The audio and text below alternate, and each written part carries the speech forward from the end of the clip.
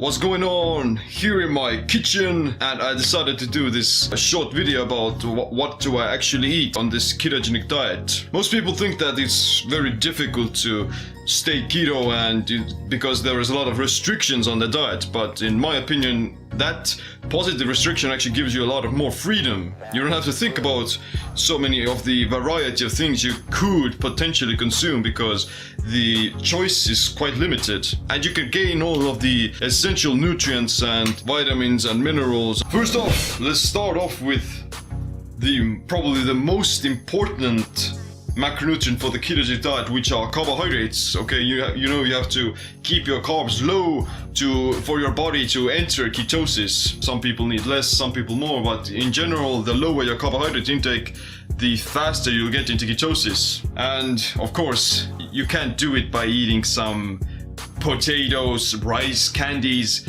fruit, bread, all those sugary drinks or other sweets, because you're gonna get kicked out of ketosis. You're gonna still maintain this sugar burning engine. Potatoes. Instead, what you can eat are some healthy fibrous vegetables. Most primarily stuff like cabbage, kale, spinach.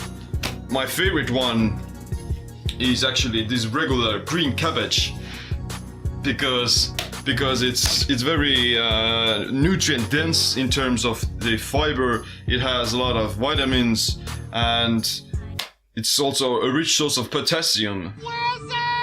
Other similar sources are cruciferous vegetables, like this cauliflower here. I've already eaten some of it, half of it is almost gone. Cauliflower is an amazing ingredient for the ketogenic diet because it has a lot of variety. You can use it for almost any other thing. You can just eat it maybe raw, you can cook it, you can use it to create cauliflower pizza. You know, it sounds impossible, but you can eat pizza on the ketogenic diet as well if you use cauliflower as a crust. But you can also use cauliflower for cauliflower rice, cauliflower pudding, or I don't know, whatever your imagination can allow you to come up with. Everything. Another similar vegetable is broccoli. Broccoli is also super healthy. It's I would consider broccoli being one of the superfoods that you should eat every day. It has anti-cancer properties and it tastes amazing as well. That's broccoli. And you can see someone has been eating it as well. Guess who it is? What else? In addition to vegetables, maybe cucumbers if you'd like. Cucumbers, they're not that nutrient dense but basically they're just water and maybe a little bit fiber, but they can be a great addition to some of your salads, some of your other foods, and they taste great as well. Tomato.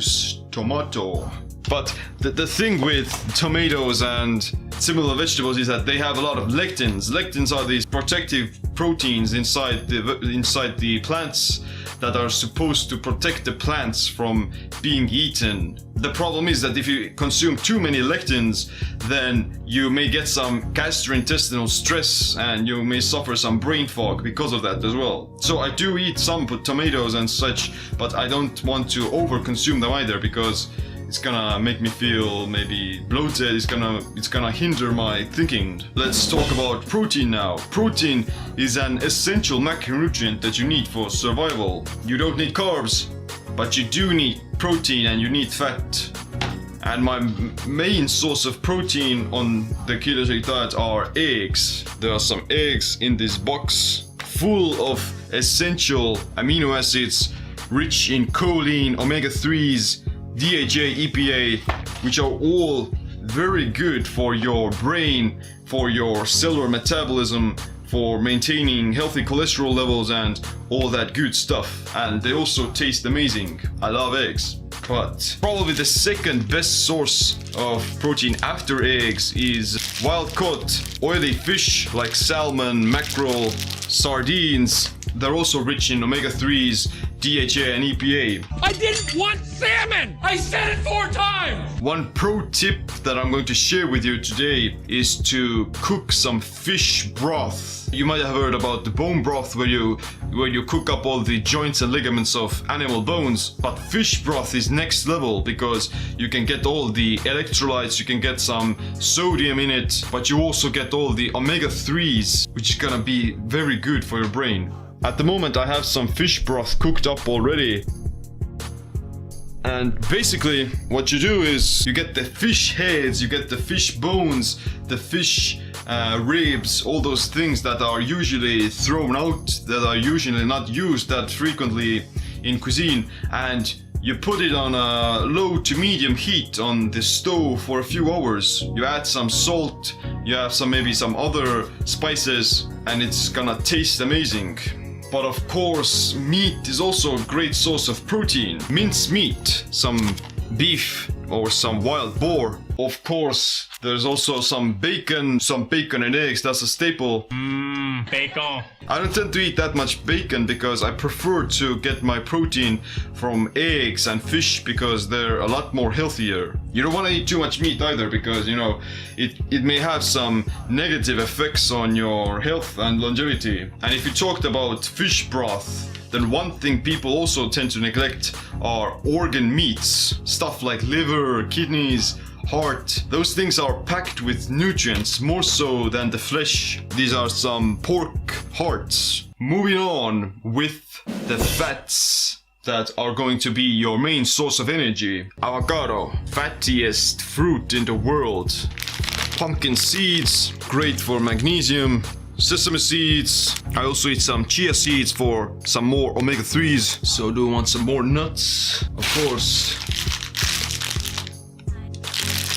Some walnuts, some almonds, coconut flakes, some more fish, cold fillet. Delicious. You can do eat some cheese when you're on keto, but I don't want to overdo it either, like with the lectins, because cheese may promote the production of IGF-1, which is like this huge anabolic hormone that's, you know, needed for muscle building and needed for growth. But it's the same like with meat. If you eat too much protein, then you're gonna overstimulate mTOR. mTOR is the most important fuel sensor in your body. It's gonna trigger your cells to grow, but at the same time it's also gonna speed up aging, and it can also promote the growth of cancers and tumors. So you never want to eat too much protein or too much meat or too much dairy because they're gonna overstimulate mTOR and IGF-1. Okay, and of course butter. Great source of vitamin K. Do I drink bulletproof coffee? No, I don't drink bulletproof coffee because I just don't want to, you know, I don't feel the need to cram so many calories into a cup of coffee. I would much rather drink it just black. Is there anything wrong about drinking bulletproof coffee? Well, that depends on why you're doing it and, you know, to what extent you're doing it as well. If you're using bulletproof coffee just to, you know, stave off some hunger while you're doing intermittent fasting, then it's mostly okay as long as you still eat fewer calories. But if you're doing it because you think it's gonna make you burn some more fat or, you know, give your brain some this superpower energy, then you're wrong. Of course it's gonna give you some energy, but it's not some superpower hack. Sour cream, which is great.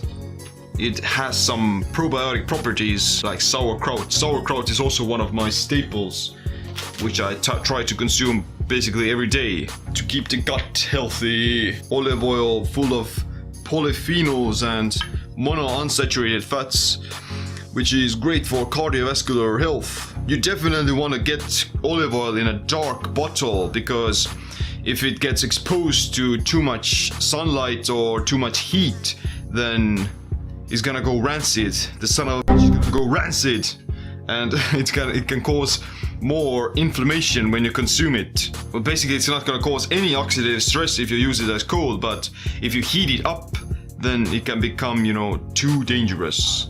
So be very wise with how you heat and how you use different fat sources. Called bacon. Even though you can't be consuming a lot of fruit on keto, some fruit is okay in the form of maybe lemons and berries. Lemons are great. What I usually do is have some apple cider vinegar and some lemon juice mixed together in hot water before I eat anything. It's gonna get the bowels moving and it's gonna prepare me for digesting food. And it's going to help me to absorb the micronutrients and the macronutrients that I'm going to be getting from food.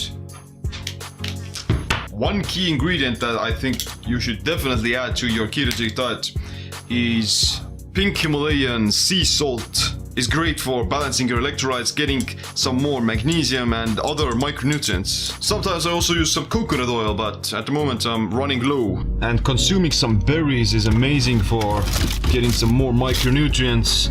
You can see I have frozen all kinds of berries: raspberries, blueberries, cherries, strawberries, blackberries, whatever. But it's very simple on the ketogenic diet. You don't have to think about a lot of things, you know, what could I potentially eat? And you can get all your essential nutrients from these foods. Like this cabbage here. Wilson! Thanks for watching this video. Make sure you click the like, subscribe for more similar videos. Thanks for watching. My name is Seem. Where are you? Stay ketotic, stay empowered.